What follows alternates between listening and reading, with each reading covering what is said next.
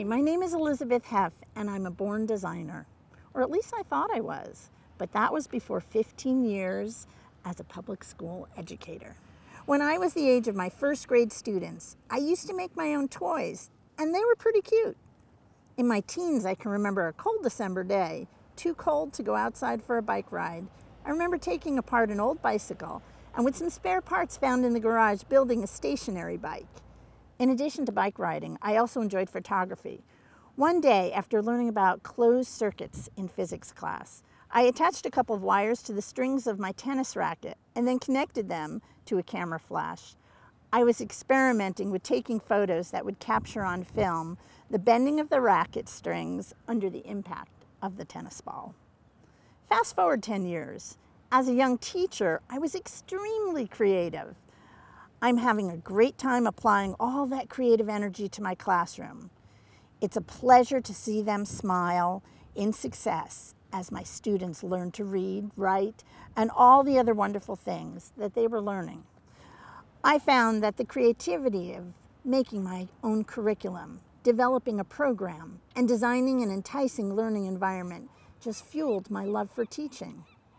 On a Saturday evening, it wasn't uncommon for me to get together with my grade level partner and create new materials for our students to use in the classroom. To us, this was a fun way to spend a Saturday evening. I never realized how idyllic my situation was, how exceptional our school's leadership was, and how right the times were if you were a teacher. Things changed though.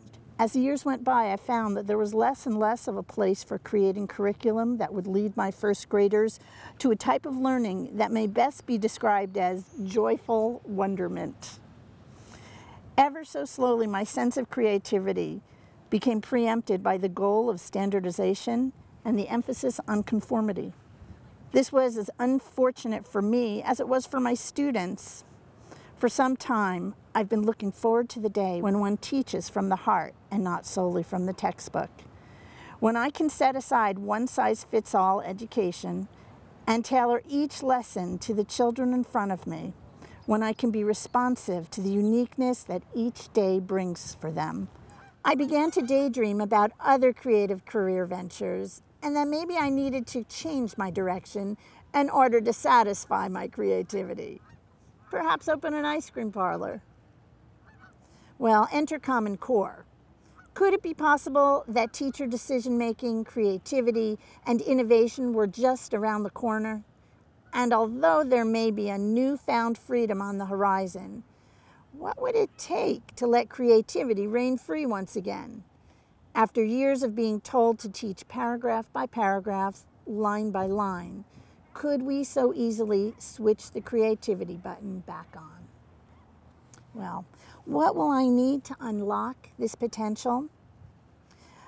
I suppose a roadmap, some mentorship, an opportunity to create and share ideas, to engage others, to lead and curate conversations. I'd like to make that transition from talented practitioner to transformative leader.